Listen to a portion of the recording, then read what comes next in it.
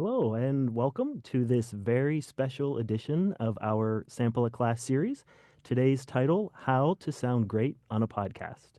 My name is Brett Sione. I am the Director of Admissions and Financial Aid here at the Columbia Journalism School. Thank you all for joining.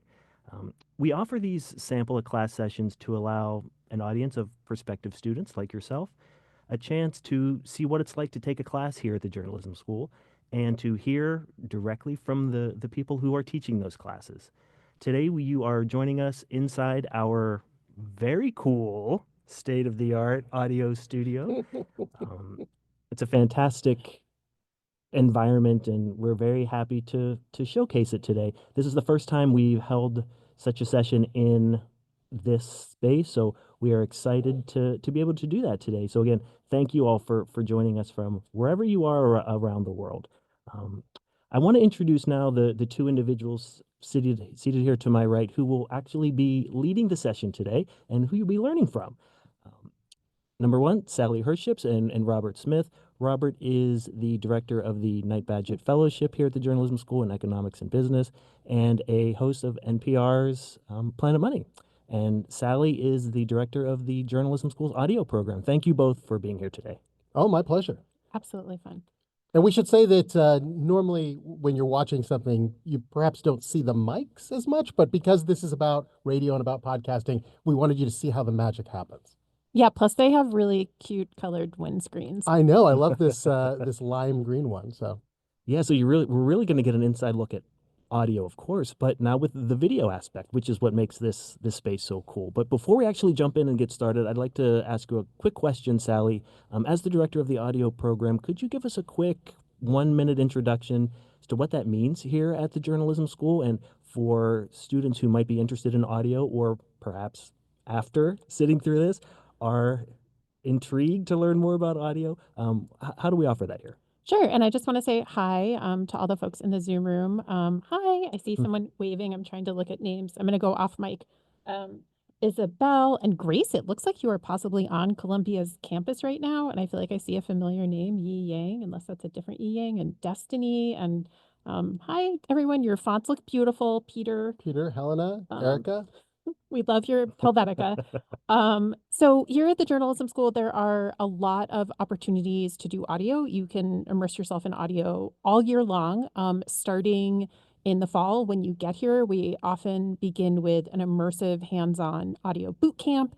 Then you have the opportunity to take writing classes for the ears as opposed to for the eyes, like print and digital. You can also take an audio skills class in the fall. If you are a super audio head, like the two of us here, you can do your master's thesis as a podcast or series of radio stories.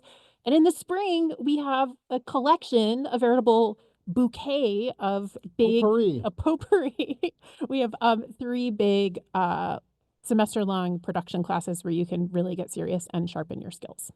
That's great. Thank you. Very, very exciting. And we're looking forward to diving into some of that here in a moment. And Robert, tell us what our audience is going to be able to hear about today. What are we going to learn? So we entitled this "How to Sound Great on a Podcast," and spoiler, you naturally sound great on a podcast. You all sound amazing, and I know this because I've interviewed thousands of people, and I don't think there's been a single one where I've been like, oh, this person could not be on the radio. They could not be on a podcast. Their vocal quality is terrible.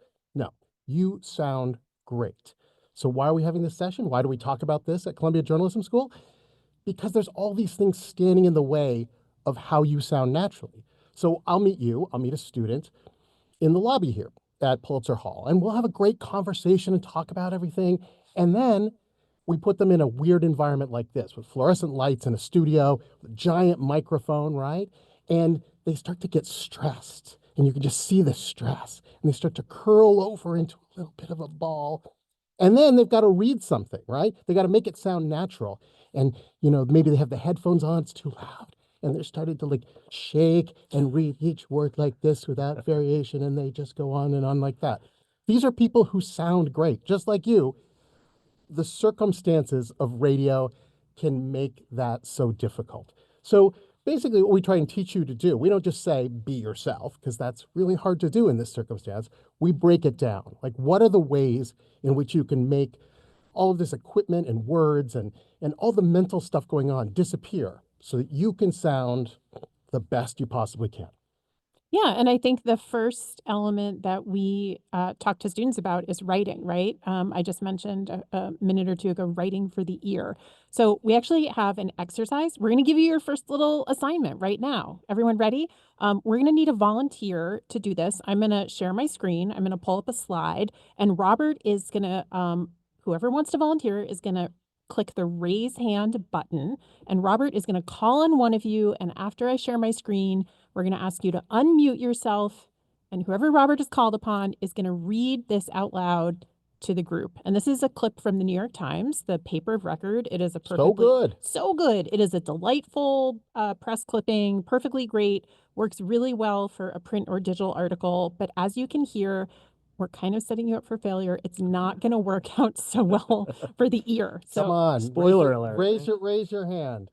I don't want to have to cold call. We have one. Where is it? Oh, I see. Isabella. Yeah. Let's see. Yeah. Okay, here we go. Bear with me. All right, Isabella, can you unmute? Oops, hold on one second, yourself? guys. I clicked the wrong button. Hello. Hey, Isabella. All right. So remember, be your best radio self and read this wonderful print piece right here. And Isabella, before you start, I just want to give a little prompt to the peanut gallery. Guys, as you listen to Isabella, and she's going to do a beautiful job, I want you to listen to what sounds maybe not so great about this writing for the ear. And then we're going to ask you to put your answers in the chat. Why does this not sound ideal for the ear? Okay. Take it away, Isabella. I'm sorry about my cats in the background. That's okay. If you hear them meowing. All right, here I go. Citing that Cold War tradition, the Cliburn, a foundation in Fort Worth named for the American pianist Van Cliburn, whose victory at the International Tchaikovsky competition in Moscow in 1958 was seen as a sign that art could transcend political differences, announced that it would welcome 15 Russian-born pianists to audition next week for the 2022 Cliburn competition, noting that they are not officials of their government. Thank you very much, Isabella. That was great. Okay, so folks in the peanut gallery, put your answers in the chat. Thank you again, Isabella. Why is this writing not ideal for the ear? Let's see what we got here. What are we seeing in the chat? Complex sentence structure. A lot of alliteration. Oh, Ian, if I'm pronouncing your name correctly, I love the point that they're making. Too many, not the Isabella she couldn't breathe. The sentence was so long. She couldn't And that actually is one breathe. sentence, yeah. I just had to invent breathing. Robert, what else are we getting in the chat? Let's see. Okay, let me open that up. Sorry, I didn't have it here. Take off my glasses here. Someone was saying it could be more concise. Yes. Internal clauses. This was Gail said this. Internal clauses are these things that make you sound smart in print, right? But is not the way we talk. We don't talk with dashes and even commas, really. Complicated. There you go. What's the rest of the point? There's also no one mentioned it, but like there's some complicated words in there. Clyburn, I think it's Clyburn, I think, if I remember correctly, but there's no way you could possibly know that, right? There's numbers in there, 15 Russian-born pianists, okay, 2022 Clyburn competition. These are all things that the listener, and remember, the listener can't look back. You're all staring at this on your screen, but imagine you're driving a car at this moment and you're trying to be like, okay, Clyburn, Cold War. How many Russian-born pianists? Okay, 15. I'm carrying this with me. 2022. Wait, was that last year? Was it 2 years ago? The 1958 competition, and you're trying to juggle all this stuff in your mind. And by the time you get to the end of the sentence, not officials of their government, you're like, I forgot where it began. So here's the little list that I like to give people. If you're a note taker, if you're a note taking kind of person, I think you guys have made some great points in the comments. Ultimately, this is just not the way we speak. Like I wouldn't turn to Robert and say, So, Robert, citing that Cold War tradition, right, doesn't sound natural. So, number one, when we're writing for the ear, we want to write the way we talk, like not the way that Robert, you want to write in your own voice, not Robert's voice or my voice, but you want to write the way you speak conversationally. And number two, as was mentioned, use short sentences. That's the way we speak. So, if you're going to use a period, use a comma instead. At NPR, oftentimes we will put one sentence on every line, because you don't need paragraphs, you're just reading it, right? And so as you're typing your sentence, can it fit in one line of the page, or does it like curve around to the next line? Good short writing can put one sentence on each line. And I will say, we always tell people to do this, and everyone's embarrassed. You should read out loud while you write. Find a quiet place or a loud place, really, and you can contribute to it. And just say the words as you're typing them. Your mouth knows. Your mouth knows how to talk. It's your brain that gets in the way. And then the last thing I'll add before we move on to the next little exercise is start with the subject first. Yeah. Like Robert is hungry. Mm. Instead of saying, I don't know, what would be a printy way to say that? While I was on the subway on my way uptown after seeing many people walk by with churros, Robert is hungry. Yeah, no. Subject, okay. subject first. Robert is hungry. Robert would like a churro. Robert is hungry because when he was coming to Columbia, he saw a bunch of people. Yeah. Each one had a churro, and the churros looked delicious. Oh my God, no, I'm getting I hungry. was going to say, do we have churros here? Did we pick up any? Okay, so using those little critical elements of writing for the ear that we just learned, let's take a look together at this next slide. This is another quote that I grabbed from the New York Times. And this time we want you guys to rewrite this. There's no one right answer, and put your solution in the chat. And if you would like to, you can use the quote, which was attributed to politician or political operative Mike Gibson. You can pretend it's audio, however you would like to handle it, but rewrite this as if you were writing it for an audio script and put your answer in the chat, and let's see what you come up with. It doesn't have to be one sentence. It could be 2 sentences, 3 sentences. Just remember subject, verb, active. You want someone to understand it. Like a human. Like a human.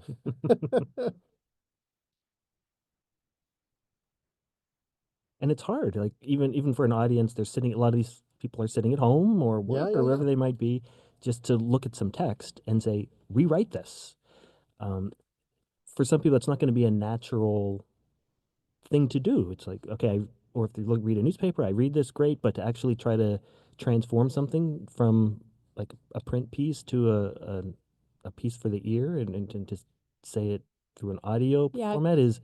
You have to unlearn all of the smart rules you've learned all your life, right? We've all spent years trying to sound smart, writing school essays and papers and book reports back in elementary school. And now you have to like learn to talk like just an unfancy person. All right, we have one, we have two. They're starting to pop on up. Yeah. Okay, I'm going to do the old lady glasses up thing so I can see what I got. Okay.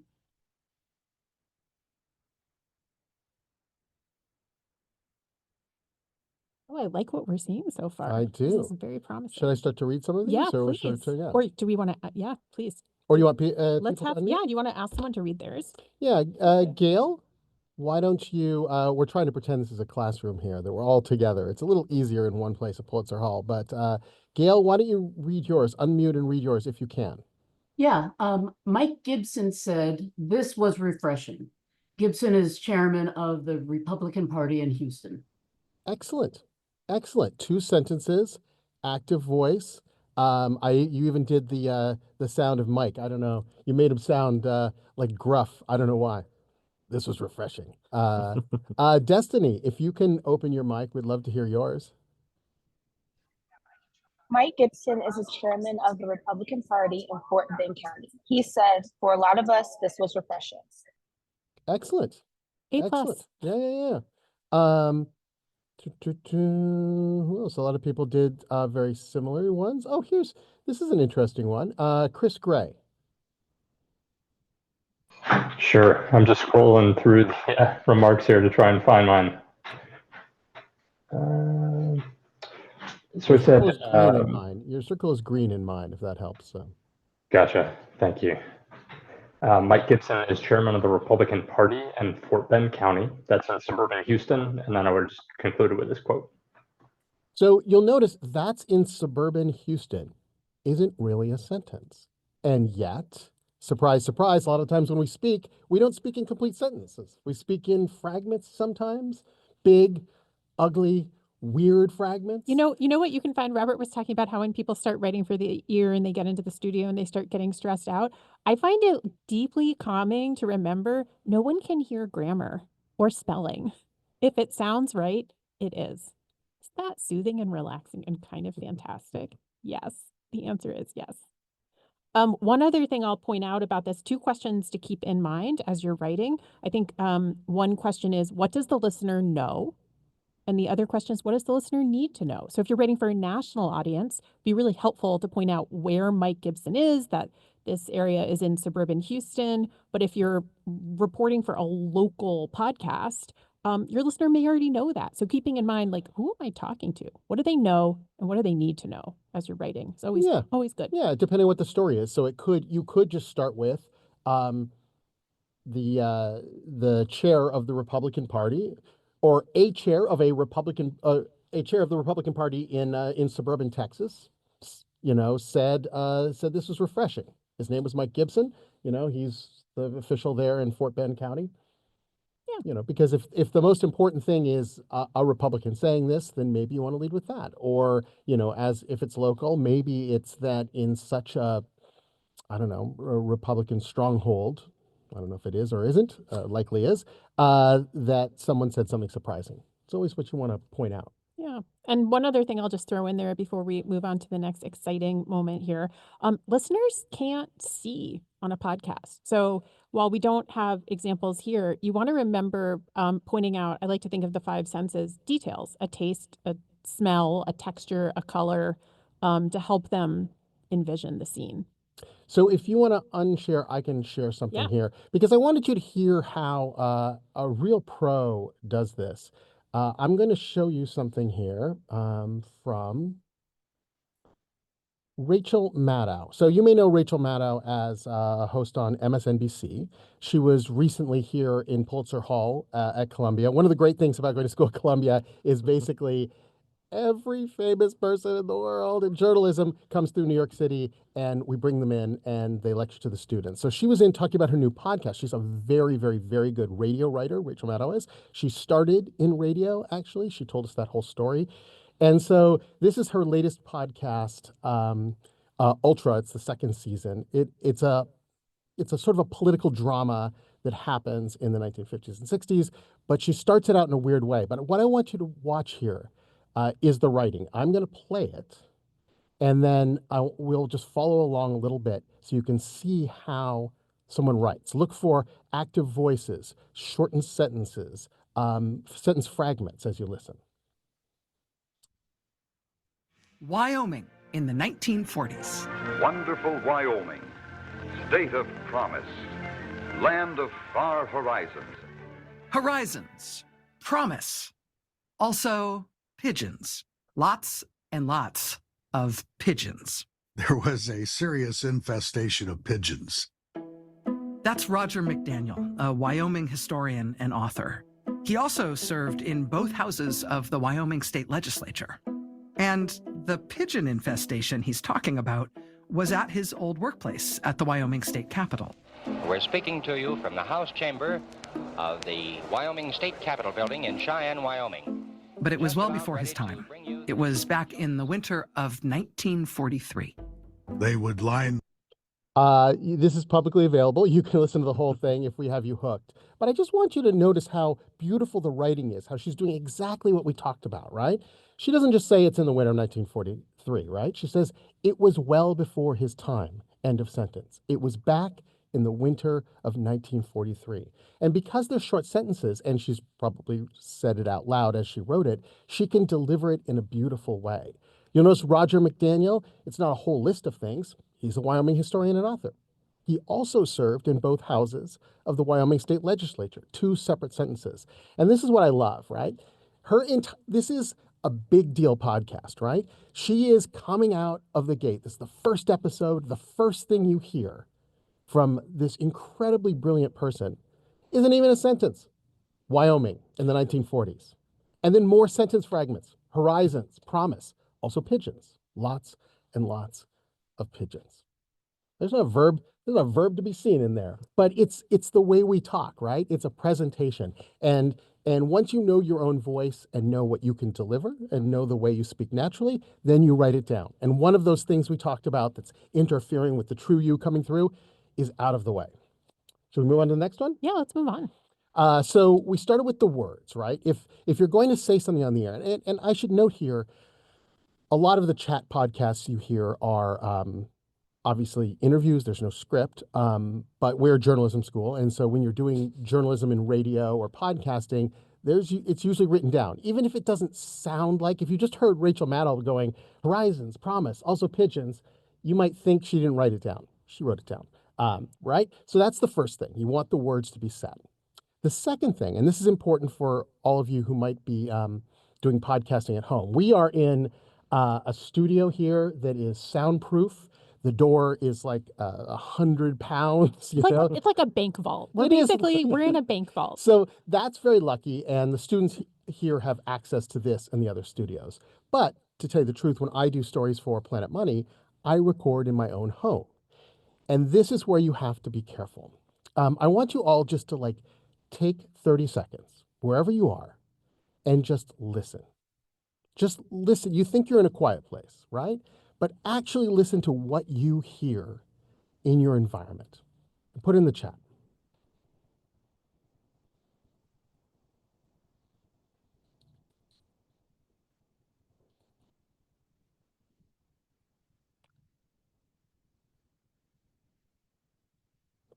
Yes, I am typing.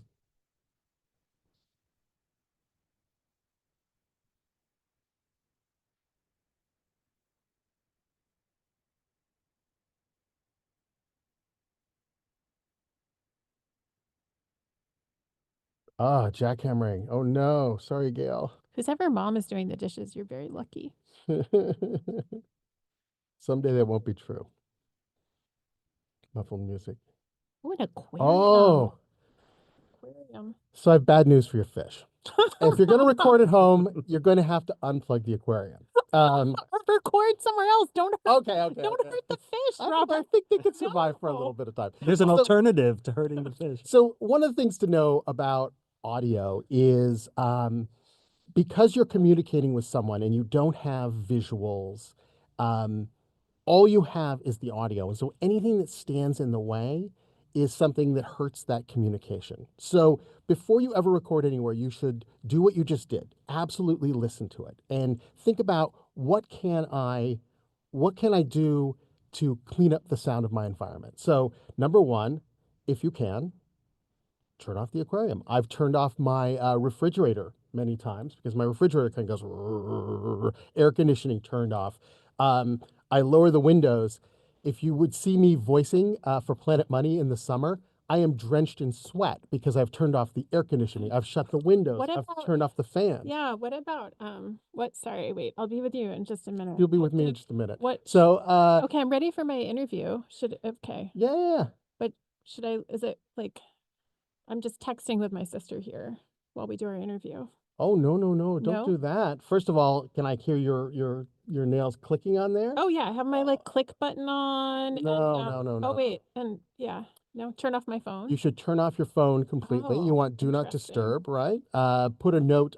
If I'm the only person at home, I'll put a note on the door that tells the delivery person, who seems to come every 3 hours, to not ring the doorbell. These are all the things you're trying to do to sort of have as pristine an environment as possible. I will say, though, the biggest problem you may face, whether you're a guest or trying to record a podcast at home, is not these other things. You block them off, but then your voice echoes off the walls.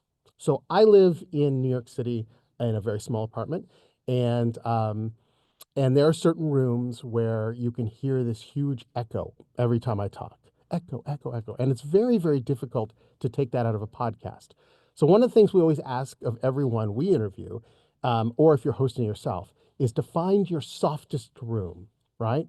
So you want to find the room that is furthest away from the street, that you can shut the windows, that you can turn everything off.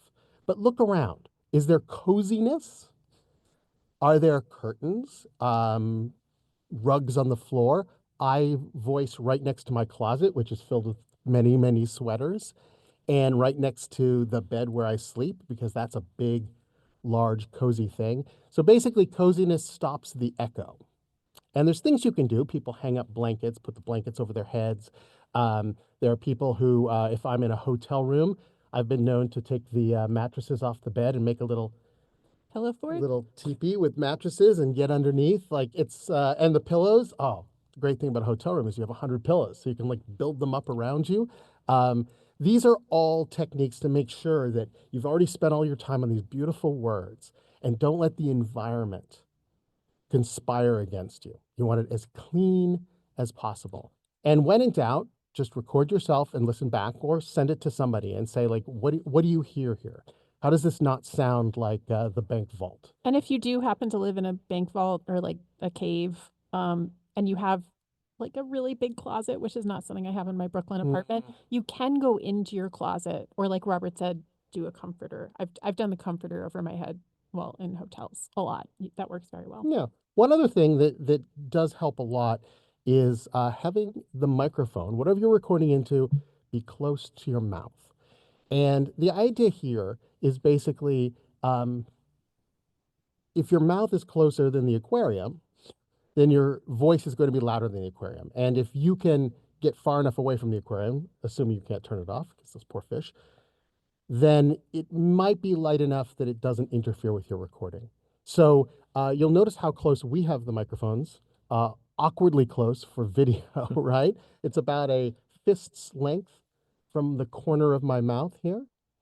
I specifically say the corner of the mouth because you don't want to pop your peas into it. I got a little popper stopper, but that sometimes happens. Ooh, can we pause there for 1 second Sure. and just have everyone? So, Robert, I wanted to dwell on this for just a second because Robert just mentioned something really important. Take your hands, put them in front of your mouths. Everyone do this and say, Peter Piper picked a peck of pickled peppers. What do you feel? Peter Piper picked a peck Peter of Piper pickled picked peppers. What do you guys feel on your peppers. hands? Put it in the chat. What do you feel?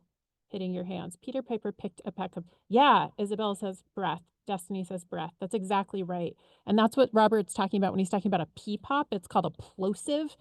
Plosives. Jake, wow, we are impressed with that knowledge. Plosive, yes, that's when the air hits the mic and it can distort the sound. And that's why Robert was saying we don't want to speak directly into the mic. And a good little rule of thumb is draw a smile with your microphone, and then you can position the mic at one of the corners. So Oh, I never really thought about that. draw a So smile. yeah. So I just try to keep it off to the side, 45 degrees. And by the way, these are nice, expensive mics here, but you don't need mics like this in order to sound good. In fact, a lot of times we will interview people where they use the mics on their iPhone, and we have them do the same thing that we just told you about, which is turn off noises, shut the windows, turn off the AC, go to a soft room, and then record yourself. Let's see if I can move this here. You can record yourself same way, about a fist away from your mouth and off to the corner. Oftentimes people will put up a stack of books and put their phone right in the books. So it's funny, people come to our classes a lot, and the first thing they want to know is like, oh, like which equipment should I buy? Can I buy this? And because it's cool and it's fun to buy equipment, and some equipment can make you sound slightly better. But the things we're talking about here, the way you write, the way you prepare the room, how close you are to the microphone, matters far, far more than getting a $2,000 microphone. In fact, when we send microphones to people, I think we pay $60, and that's a pretty Yeah, nice I was one. gonna say, do you have a $2,000? I don't No, even, but these are Wow. the RA20s are nice. Yeah, that's why they locked the door here. So, but no, at home I have a whatever $125 mic, and we send $60 mics. It's just more about setting up your space so there's no echoes, no sound. Get close to the microphone. Don't pop your peas, and then listen back to it. Try a bunch of different things. I'll often, when I'm setting up in a new space, read the same script over and over again in different ways, in different spots, and just listen, with big headphones, we should say. We always wear the headphones, and just hear like, oh, it's just sounding a little echoey here, or it's sounding a little too muffled over here. Like your ears will know, but you gotta like think about it. You guys following this so far? Is this making sense to everybody? Yeah. We're moving fast because like we got an hour here, but all right. So words, the environment, right? So now you're ready. You're like, I have the shortest sentences. I've got sentence fragments. I got my mic set up. I got my fish dying of no oxygen. I am ready to talk into the microphone. So the third thing you need to do is think about your body. Because when you talk, we think about it as, oh no, it's my brain. I'm reading something off a script here, and my vocal cords and my lips. But it isn't. That's not true. Like the way we talk requires the whole body. And so, the thing that we often, when we coach students, and when we do this in class, we will sit across from one of the students, and the student will read, and we will offer tips. So one of the first things is like literally like stretch, like do stretches like you're going to go to the gym. Because the more stressed you are, I listen back to sometimes my very first things that I voiced ever. I'm so stressed out. And it just like my voice, it gets up really high like this. And I'm just like, you can just feel the nervousness. So, deep breaths, from your diaphragm, really just stretch. Sometimes if people feel like they're low energy, we will have them do jumping jacks at Planet Money. Like we'll just be like, we're doing 12 jumping jacks just to like get that energy up. And then, then you should think about like sort of after you're stretched and relaxed, how are you sitting? You know, are you, are you crunched up like this? Are you trying to lean down? Are you trying to get close to the mic because you have a roommate and you don't want to do, like, no. I think time of day is also important, right? Like Oh, it yeah. takes me a while to wake up in the morning and I have to have my coffee, and like you want to be aware right now I have a little scratchy sounding throat. Like what time is it? How are you going to sound? You want to make sure your body's warmed up and you're awake. Yeah, late at night, we do have students sometimes who will you can tell they stayed up much of the night doing their pieces, and they just sound exhausted, you know. You want to be your best possible self. And so it does seem a little bit weird to be like, "Oh no, you got to do these yoga moves and all of that just to deliver something on the radio." You're like, "Oh, I thought the whole point of radio was you didn't have to like worry about your body and how you looked." But you can hear it in the voice. So one thing, which is probably pretty annoying if you're watching this, is like I move my hands. I naturally move my hands when I talk. And so I need to make sure when I'm delivering my script, I'll maybe prop it up against the computer or put it some way I can do it so I can move my hands, because if I'm like this, I'm not as expressive, you know? I need to like do the things I normally do. So sometimes when we're working with students, we will have them deliver something and then say, like, move your hands. If you're talking about something over here, like gesture over here, gesture over there. If you're saying someone's quote, put quote marks around it. You can't see it, but you can hear it when you do it. I think a good example of what Robert's talking about is if you imagine the same line being read different ways. Like let's how are different ways we could say, can someone volunteer? Actually, can we get a volunteer to just say Yeah. I'm hungry 3 different ways? Who can unmute them? Who can raise their hand and just say I'm hungry 3 very different ways? Do we have a volunteer? Is that Natasha? Natasha was first. Natasha. Okay, Natasha. Hi. Hi, Hey. take it away. I'm hungry. 3 Okay. different dramatic Yeah. interpretations. I'm hungry. I Yeah. am hungry. I'm hungry. Nice. What if it's funny? What if you just finished a giant meal and as a joke you turn to the people around you and you say, "Here with a laugh." I'm hungry. Well done. Good. Fake laughing's hard. That's great. What if you're scared? I am hungry. Good. Now, sometimes as we're thinking about this, when you're delivering a script, you will write the intentions in the margins sometimes, because if there's a point at which, I work for kind of a nerdy economics podcast. So sometimes we just have to explain things, and it can get boring. And so sometimes in the corners, I'll write like, really sell this, or like show how amazing this thing is, right? And so if I'm have that in my mind and I'm reading something about, if I feel like for taxes, I'm like, well, the tax code is 4,556 long, and it was developed in 1893. Um, I'm not expressing an emotion there. I'm just reading words. But if I say like, okay, this part has to be fascinating, put a little note in there, I'll be like, the tax code is 4,557,253 words long. It was developed back in 1839. Like, like it's a sense of amazement I'm putting into my voice. I use a shortcut because I'm just not as smart and talented as Robert. So or maybe I'm Not just lazy. true. Maybe I'm Not true. lazier. But a shortcut I use is, I think for me, I do both daily news, long form. I do all kinds of things. And sometimes I've been working on a project for months, sometimes years. And by the time you finish working on something, you're so tired. Like our students are sometimes late at night, and you're like, oh my God, I've been out reporting for 12 hours. Like I have barely any energy left. So what I do is I stick 2 words at the beginning of a sentence, and they're like magic words. And the words are "so engineers."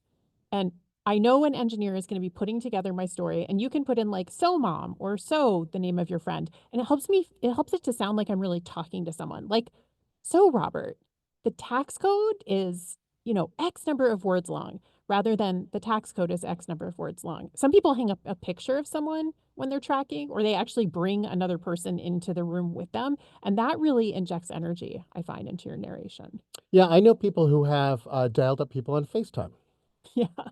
Someone if you're tracking, especially if you're doing it like at night, right? It's dark. You're by yourself, and you're trying to do your podcast. You're trying to finish it by the deadline, and you think like, we just have a certain way we are when we're alone. My voice becomes a little softer because who am I talking to? Like, really? Like, nobody. And so if you can FaceTime somebody and say, listen, you're my best friend. I need you to just like nod. Don't say anything, and prop up your phone and deliver it to them. Or the fish. Or the fish. Oh, Yeah, Jake's the got pets. the aquarium. Maybe the dogs and cats are good listeners. I did, when I was filling it in at Morning Edition, which they record at 5 in the morning, I brought a stuffed animal, and I put a stuffed animal about four feet away, and I delivered to the stuffed animal because it's dark out and I'm tired, and I needed just some sort of symbol that like I'm talking to another human being, even though millions of people are listening. When you're in the room, you don't always feel it, and you have to feel it. You have to feel that you're out there. And you do, because you've put so much work into your reporting and your journalism, your writing, your editing. And if you don't put the final presentation together well, people are just going to fast forward past your podcast. So you have now written a lovely thing. You've set up your environments, cozy, soft, right? You've stretched your body. You've gotten everything, together. And by the way, I won't do it because I'll be off the microphone, but you can stand up. I often stand up when I'm delivering things into a microphone just because it gives me more energy, like I need more energy, right? So you've got all this sort of thing, and you start to read it, and you keep stumbling. You keep stumbling. Sally, what should I do if I'm stuck? Like I just can't deliver these sentences. Sure. And I just want to put a note because I see some hands are up. So if you have questions, you can put them in the chat. And Yeah, we're about to go to questions. We're about to go to questions. But if, like Robert, you are stumbling as you're working on your script, as an editor, the first sign to me is that there is something not kosher with your writing. There is something amiss with your writing, and it is not written in a way you are comfortable reading. It's true. If you find yourself trying to barrel through, it shouldn't be that way. When you're at a party and you're telling a story, you're not like, oh, I got to get through this sentence. No, you say it like a human being. So go back and look. Are your sentences too long? Are there commas in there? Big words, not Big words. not podcasty radio words. Or, abbreviations that no one would know, and just hard to do. And it's fine to, at that moment, when you're sitting in your microphone halfway through, to go back and rewrite. And if you look at my scripts, you'll just see things crossed out. scrawled in, written there, because I will turn one large sentence into 3 sentences. So this was like the world's quickest thing we can take. I know. So I will say something, as you're thinking about Columbia Journalism School, or any journalism school for that matter, there's very little lecturing that happens here. Sally and I have tips, and we've shared the tips with you. They're free. You get those online. You just have to do it, and you have to do it a lot. And so I would say 80-90% of our time spent with students is actually, editing their work, talking about the story, who they're going to interview. And then once we've edited the words, sitting across from them, how do they deliver it? How do they address the microphone? What do we need to fix? And there's specific fixes for specific people. Some people can turn a little bit sing-song in their voices, and we have exercises for that. Or maybe are a little bit low energy, and we'll have them do the jumping jacks or do some sort of training like that. But the key is, this is, I always say it's like woodworking or something like that. You can't see a lecture on woodworking. You got to get out, Work the wood. and work the wood, And so we appreciate you listening to our lecture part, but the key is you've just got to do it a lot, listen a lot, have somebody critique you, whether that's a professional editor or a friend who's willing to tell you the truth, I guess. Yeah, and I know we would love to hear your questions. If you have questions, start putting them in the chat. And I think Brett is going to share some questions that have already come in. And I just want to stress one other thing, which is that another big shift I think you have to do when you go into journalism and begin journalism school, this is different than the other kind of school that you've done where you worked really hard on like a paper or your homework, or so long ago, I'm trying to remember. And then you did all your work and you turned it in and you got a grade, and that was it. At J School and in journalism, the editor, student, professor, reporter relationship, it's collaborative. We're here to help you make your work better. And the same is true in journalism. So I just wanted to share that. All right, we're ready for questions. Yeah. Yes, if you have questions, please put those in the chat, and we'll monitor those, and we'll get to as many as we can in the next 15 minutes. Let's do it. Yes. So as most of you were thinking, again, please put those in the chat, but thanks to many of you who posed your questions on the actual registration forms when you signed up for today's event. So I want to pull at least one from there. And the first one is about budgeting. We talked so much about cameras and equipment, and if people want to do this at home, it could become expensive. How can you, some of the students wanted to know, how can you do this if you're on a shoestring budget? You don't have a lot of money to put into expensive things and still make it sound good. Start with your phone. If you have a phone, I would just start with your phone, and hopefully you have a closet and a blanket. Like phone, a closet, blanket. If you already have a computer or a laptop, you can get a microphone for $40, $50. As I said, it's the way you address the microphone. That's the most important thing. And then you can interview people in the field with your iPhone, if you want to use quotes from other people. But it's so funny. It's just like, you've got to start doing it with the equipment that you have. If you're waiting for this or the best of this or to buy this or for this to go on sale, it just doesn't matter that much. Great photographers take great pictures with phones. Yeah. They don't, I mean, it would be nice to have the fancy equipment, but it's about your eye, right? I'm not a photographer, but I know they can do amazing stuff. It's just that it's so much fun to buy stuff. It really is. Like, I well, get you it. can take me shopping. That's fine. I get it. I totally get it. But yeah, you just got to use the minimum amount necessary. And you'll find that if you're in New York, the libraries here have studios you can check out if you want to just see how you sound on a really good mic in a nice place. There's places that have that. So Sure. And we have some other questions in the chat. I'll take this one. I think it's Sure. quick. Charcoal. Yes, the position of a microphone really contributes to how you sound. As we were saying, you really want to be close to the mic. And Robert said like a fist distance apart. You may have signed on after this, but another good thing to remember is you don't want to speak directly into the mic. So you draw a smile with the microphone. You're 1 to 2 inches or a fist distance away at the corner of the mouth. If you're off mic like this, I'm about to go off mic, guys, get ready. I'm going to sound harder to hear. Do you guys hear how I'm harder to hear? Yes, I see Destiny nodding, right? That's not good. And we've actually Others is set up, nodding. these mics are actually set up slightly incorrectly, because if I were to turn, oh my God, Sally said something amazing. And I turned to like talk to her like you would naturally do. All of a sudden I'm off Robert's mic off without mic. knowing it. So technically I should angle this so that when I turn to Sally, we can actually make eye contact. We're making eye contact sort of through the Zoom. But so. Robert said he's a big talker, so this might be a problem. All right, what other questions do we have here in the chat? Destiny has one here talking about how to make a new upcoming podcast stand out among others. Destiny, I think we need more information, like, because podcasting is a big medium, like film or restaurants. Like, what is the podcast about? What we need more details, more details. I would say in general, just in the world's shortest, this isn't really about marketing and such, but you need to know your audience and to know your audience pretty intimately. So your podcast should be for a person and it should solve some problem for them.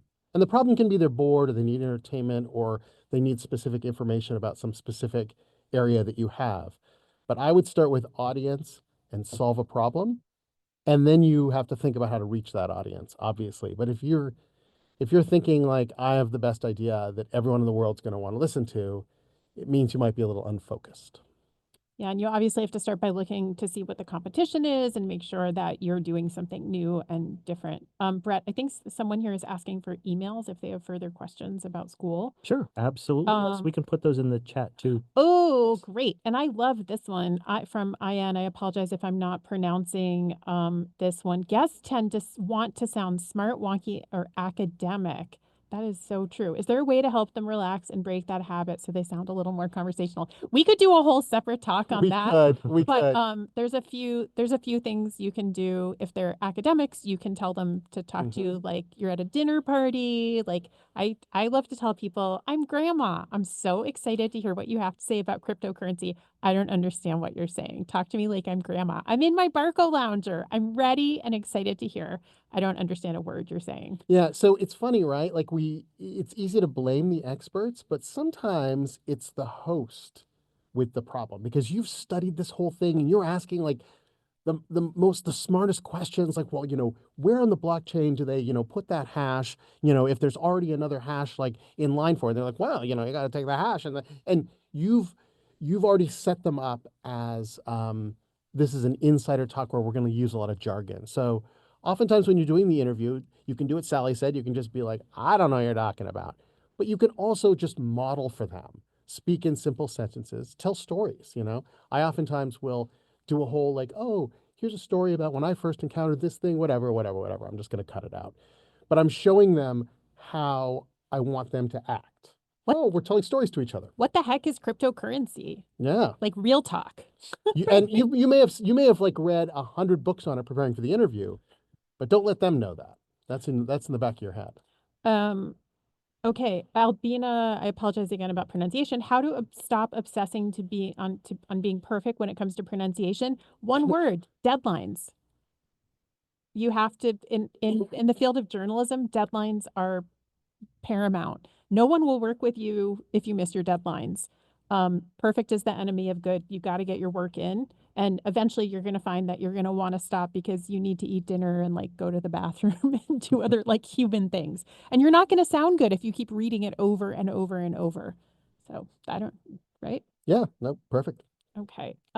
This next question here from Gail about use of recorded music. This came up a couple times in questions on the registration form, so I think this is something people are interested in. Sure. So that's a great question, Gail. Thank you for your great question. There is free music you can use. There are music libraries, but it really falls into two categories. One, you got to pay for it and license it because musicians should be paid for their work, as should journalists, right? We work hard, musicians and composers work hard. And there are a few free music archives. If you do a little Googling, you can find them by searching for free music archives, but otherwise you've got to pay for music in order to use it. Public radio stations, terrestrial radio, the kind that's beamed from towers, they pay royalty fees through sort of a system we won't get into right now. So you don't need to worry about it on the radio, but you do for podcasts. Yeah, there's a lot of resources to talk about how to use that music once you have it. You don't want to, use too much of it or too little. You don't want it to like try and create some emotion that isn't there. You could make anything sound sad with like, I'm putting in the sad music. It's really there to help either move the story along a little bit, enhance the emotion a little bit. The key being here, like really, like how little can you get away with? Although Robert and I are going to have a smackdown about this another time because I am way more, there's a lot, just like with restaurants and film, there's so many different styles. So I'm a big fan of the cello and like the BBC documentaries and sound. Okay, we'll save that for another time. There's a spectrum. See, I like a little electronica, just a little drums, just little propulsive music. I don't wanna cry just Oh, because I of the do. music. I want to cry. Okay. Bring on the tears. This one, I'm curious to know, Robert, what you think of this question. So Jake asks about for a word count for a podcast, and my answer is we don't do that. We don't do word count. We time things and read them out loud. Do you feel differently? No, that's absolutely true. There used to be a software I wrote in that would translate it to how many minutes, but because it is actually pretty simple. You can basically see how many words you can read in 10 seconds at a natural pace, and then you multiply by 6, and that's words per minute, and then you can like look at the word count and divide by that. But remember, sometimes you want to slow down, sometimes you have other people talking, sometimes you have music, and so whatever your format is, I start to get used to it. Like a typical Planet Money is like 25 minutes, and in the font I use, it's probably, I want to say like 12 pages, something like that. I Like, don't do that. but it's all formatted and that sort of thing. But that's just you need to like figure this out yourself. Also, So, because the clips you include, like if I were to interview someone and they were a very thoughtful, slow, meditative talker, that could occupy the same amount of space that someone who talked much more, quickly, but they would be reflected differently in Yeah, time. yeah. And you just don't know. There's a question here, Brett. I don't know if this is better for you, from Sherry Romar. Do you want to? Yeah, I'm back near the top Yeah. Do you somewhere. wanna take a look at that? I can look for it. While we answer, there's one at the bottom. Any tips on sounding and flowing naturally, even with a script? Oh, this is such a great question. How do you work with script but not sound like you're reading when you are presenting? So I think, Oh, yeah, yeah, yeah, Robert, you yeah, want- yeah, yeah. Okay. So there's a couple things. First of all, you've done all the things we talked about, the writing, you feel natural, like you're in the best possible situation, right? And then depending on the show, like what we've done often at Planet Money is we will just do a version where we just read the scripts basically to each other. We're reading it, so we have a version where you have like all the words there, and then we'll do segments where we kind of maybe put the script down and try and talk in a more natural way or interject with each other. Or we'll have a scripted part and then someone will come in with like a little joke or something and the other person will respond. So it's sort of, if you have these moments of that feel unscripted, then you can get through a lot of script, right? Another thing that we do is there's always somebody listening. So we have a producer who's listening, and the producer is listening to things that sound fake or sound like we're reading or bored. That's the biggest problem, right? Because you've just spent months doing this. You've written it a million times, you've read it a million times, and you are bored. And the person listening, your podcast listener, it's the first time they've heard it. They're like excited. Why is this person so boring? So having someone there to just say to you, you sound bored. Like, get excited again. You used to be excited about this story. Be excited again. I find that really helps. But having a little bit of unscripted moments, if you can, for a segment, turn your script over and do it from memory, and you're not getting anything wrong. It's the hard part. Use that. That's fine. There's no rules. I think that's great. Yeah. And I'll go back to Sherry's question. Sherry was asking a little bit earlier in the chat about a part-time. There's full-time, part-time, starting in the fall, starting in the spring, degree, certificate. So Sherry and everybody, I will say that we will be having a number of sessions in the coming weeks about our academic programs. So I would encourage you and everybody to tune in for those, as well as more admission application related events. But to try to answer your question here, for our Master of Science degree program, which is primarily where we're focusing these type of classes that we're talking about now, there is a full-time and a part-time option, and we are welcome welcome you to set up an appointment with us, and we can talk more to anybody on the call today, one-on-one, about your particular interests and how it might fit and what the journalism school offers. But within the Master of Science, there is a full-time and a part-time option. Our program only starts in the fall. We do not have a spring admission. And as we're talking about things today, it is our master's degree program. The school does offer professional development programs, fellowships. So I encourage everybody to go to the website, take a look, and you'll be able to get some more detail. And as I mentioned, we'll be having some more online sessions where you can learn about each specific program from people who are in those particular programs and people running those directly. And I know we're wrapping up. Can I answer just one more question? Oh, here? is it Just a Jake, short one. Jake's question? It's at the end? Jake. Oh my You God, found I one? have an Okay. answer too. Oh, I have an answer. Okay. Okay. Jake's question is, Okay. how do you get over how weird your voice sounds over recording? I think he means you specific. No, he's. Oh, we I'm all sure he think. does. No, we Yeah. all think our voice Thanks, sounds Jake. weird. Thank you, Jake. We all, I wouldn't say hate, but are uncomfortable with our voices. What's your trick? I have a trick, but Oh, my trick is you just have to do it anyway, but I have a little story, but so go ahead. my trick is I listen in the shower. So I want enough distraction so that I'm not like fully paying attention to my voice. It's not just me alone with myself. Like I'm showering, I got a routine, I got things that I gotta wash, the shower things coming, and I hear this guy talking to me in my phone in the shower, perch it up, and I'm like, oh, that sounds pretty good. That part works. That part's kind of boring. I don't know. For some reason, it allows me to get out of myself. Okay. I don't do that because I am the person who would drop their phone into the Okay, bathtub. sure. But Jake, I'll just say don't listen to my mom. That's it. Because my mom still sends me emails like, do you know that you can get vocal coaching? And I'm like, I've been doing this for 20 years and they let me go live on NPR during like the presidential election. So I feel like I'm good. So that's rule number one. And rule number two is everybody, like Robert says, feels like this. I started at a show. Have you guys heard of Radio Lab? It's like kind of a famous show. And that's where I got my start. And there was a host named Jad Abumrad when I started. And we were sitting in this little room one day in Radiolab's purple office, and we were all wearing our headphones. It was really tiny then. There were like 4 of us.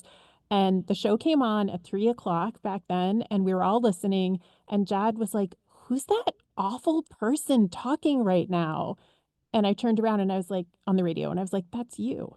And so I just remember, like, if Jad on Radiolab, like a MacArthur Genius Award recipient, like one of the most popular shows ever, doesn't like his voice, like, I just need to get on with it. So I would just say, get over it. Like, sorry to sound like a hard ass, but like, just do it anyway. Yeah. And we'll end exactly where we started, which is like, you sound great. You do. Like, you sound wonderful through recorded, through headphones. It might freak you out, but believe me, you sound good. And now, thanks to both of you, everybody sounds better. Of everything that they learned today was, I can't believe the hour is up already. It's talking. Everyone knows how to talk. Yeah. They know how to talk. We do. Well, thank you, Robert and Sally, for taking time out of your schedules to do this and share your expertise and give our audience a brief insight as to what it's like to be a student here and take some of these classes with you. It was fascinating, great conversation. So thank you. Yeah, come tour and say hi when you're here. Thank you, Brett. It was a pleasure to be here today. It was. It was, delightful. You had to be here. And thanks to all of you for tuning in. It was great. And as I mentioned earlier, please be on the lookout for some email invitations for future events, both virtually, online, and also here in Pulitzer Hall. If you're in New York or going to be in New York, we invite you, as Robert said, to stop by, come and meet us, talk with us. Let us show you around our television, audio studios. We would love to have you here. So keep an eye out for some invitations. If you are looking to pursue journalism school for 2025, the application is open now, so please keep that in mind. And as a reminder, the application fee is waived this year, so there is no cost to apply. So keep an eye out for more information about deadlines, but you've got a couple months. But I encourage you to go to the website, take a look at programs, take a look at the application process, and if you would like to reach out to us, we're here to help. But for now, thank you for joining, and we hope to see you soon.